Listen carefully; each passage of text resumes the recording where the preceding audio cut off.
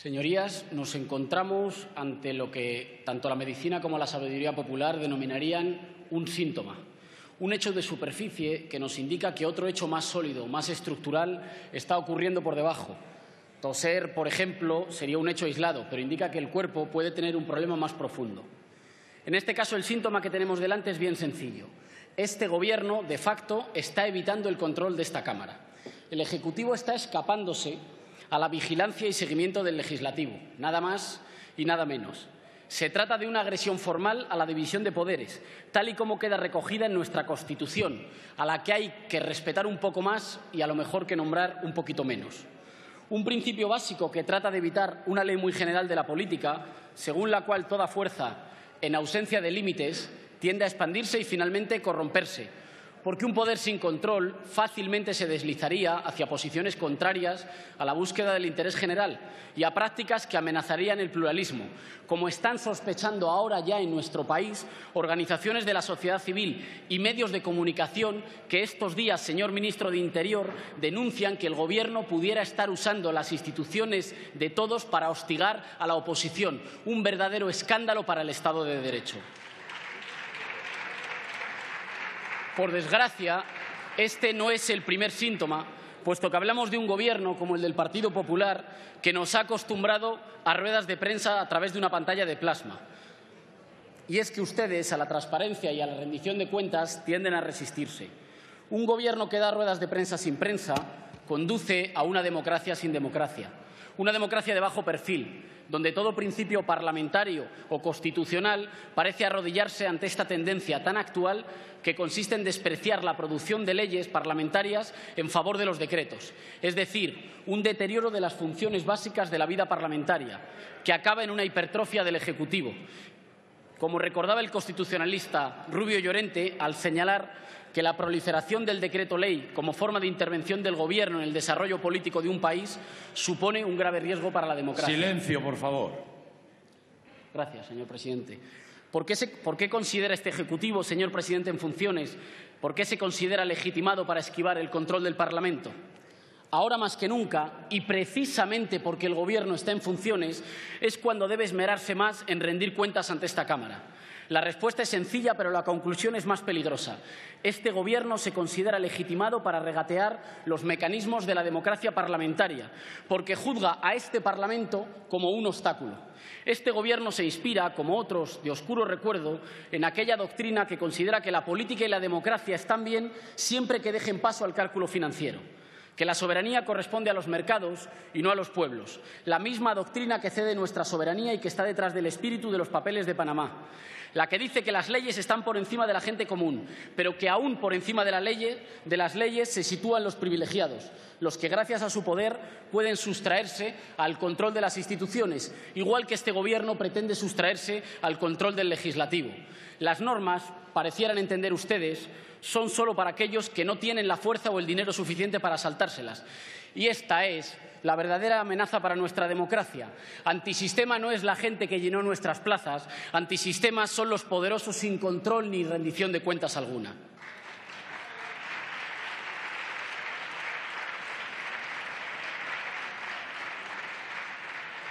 Acostumbrados a una mayoría absoluta que les ha permitido maltratar a muchas familias españolas, pero que ya no volverá, que no va a volver, ustedes desprecian la obligación de rendir cuentas y con ello deterioran la calidad democrática de nuestro país, pero también a nuestro país mismo.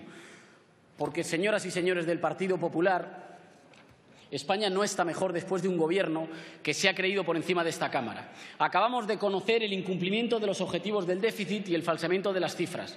Acabamos de conocer que el rescate bancario a Bankia va a costar el doble de lo que dijimos y, además, que la factura sigue sin saberse si nos la van a devolver en algún momento. En buena medida, hemos ido sabiendo que tenemos el dudoso honor de estar compitiendo por abajo en desigualdad con los países más castigados de Europa, al mismo tiempo que escalamos en los rankings de corrupción. ¿Y qué relación tiene eso con lo que estamos discutiendo? Ninguno de estos atropellos, ni uno solo, hubiera sido posible sin la concentración de poderes y la opacidad con las que nos gobernaron en la anterior legislatura. El camino para tener un país más justo es exactamente el mismo camino para tener un país más democrático y con más equilibrio de poderes.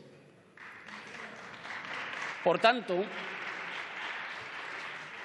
Hoy proponemos un tratamiento sintomático para aliviar uno de los problemas de nuestra democracia, porque creemos, agárrense a la silla para que vean qué idea tan antisistema, que si el Gobierno está bajo el control democrático funcionará mejor. Es una idea, señorías, que gritó nuestro pueblo el 15 de mayo de 2011. Allí estábamos muchas y muchos de los que hoy estamos sentados en esta Cámara de Diputados y no olvidamos aquel mandato. Regeneración democrática, soberanía popular, justicia social y transparencia. Son compromisos ineludibles, pero al mismo tiempo son la única garantía de la prosperidad económica y el bienestar social. Todo lo que avancemos en equilibrio e independencia de los poderes, en participación popular y en transparencia lo estaremos avanzando en democracia.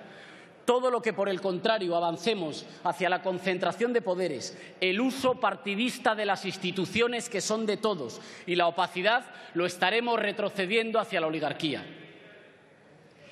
No se equivoquen, hoy no les estamos pidiendo un favor. Que el presidente comparezca hoy es una buena noticia. Que lo haga como si fuera una gracia personal, como algo que pudiera decidir a voluntad propia, no lo es. No querría yo arriesgarme con uno de estos juegos de palabras que tanto se estilan aquí. Ya saben, eso de si somos los españoles, muy españoles. Pero es que la idea que traemos hoy es rematadamente sencilla. Lo que estamos diciendo es que un presidente es un presidente, que un gobierno es un gobierno aún en funciones y que un parlamento es un parlamento y debe ser respetado. La Constitución, al regular el control parlamentario en su título quinto, no distingue entre gobierno y gobierno en funciones cuando establece que el Ejecutivo debe ser controlado por el Legislativo. Y lo hace precisamente para salvaguardar la división de poderes, un principio básico del parlamentarismo, que demasiado a menudo ha sido manoseado y desgastado en los últimos años. Decía que no les pedimos un favor, sino que cumplan con su deber. La obligación del Gobierno es dar información a las cámaras, como recoge el artículo 109 de la Constitución, comparecer ante las mismas, como reconoce el artículo 110, y responder ante las preguntas e interpelaciones que se le formulen, como reconoce el 111. Esto, señorías, no son principios sujetos a interpretaciones discrecionales sobre si el Gobierno está en funciones o no. Negarse a rendir cuentas es un capricho suyo que pudiera sentar un terrible precedente, que un Gobierno pueda estar meses sin ser controlado por el Parlamento. Esto, de facto, significa quebrantar un principio regido en la Constitución y lo hace alguien que, paradójicamente, está en funciones. Pero, sin embargo, ni España ni nuestras democracias, señorías, están en funciones. Los precedentes, además, apuntan en sentido contrario. El 17 de febrero de 1981, habiendo dimitido como presidente del Gobierno don Adolfo Suárez, los diputados de la oposición sí tuvieron la oportunidad de interpelar al Gobierno en funciones.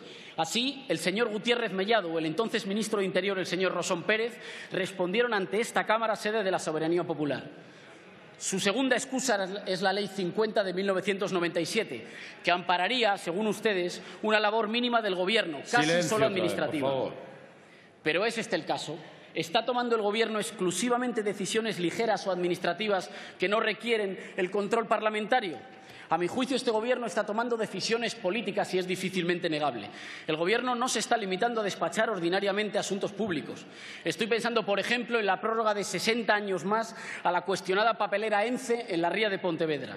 Estoy pensando en la adjudicación de 15 aves, al parecer ampliables a otros tantos. O estoy pensando en el acuerdo entre la Unión Europea y Turquía respecto a los refugiados, que ustedes han decidido adoptar unilateralmente, como les han recordado todos los grupos esta mañana, contra el mandato de esta Cámara. Nadie puede afirmar, sin faltarle el respeto a la gente, que estemos hablando de decisiones administrativas o urgentes. Son decisiones políticas de las que cualquier ejecutivo tiene que rendir cuentas en la Cámara. Alegar que el Gobierno está en funciones y que por eso no tiene la confianza de esta Cámara para evitar ser objeto de control es tanto como querer que sus actos queden en una especie de limbo político, exentos de control, lo que es contrario a la esencia del régimen parlamentario. Permítanme que insista.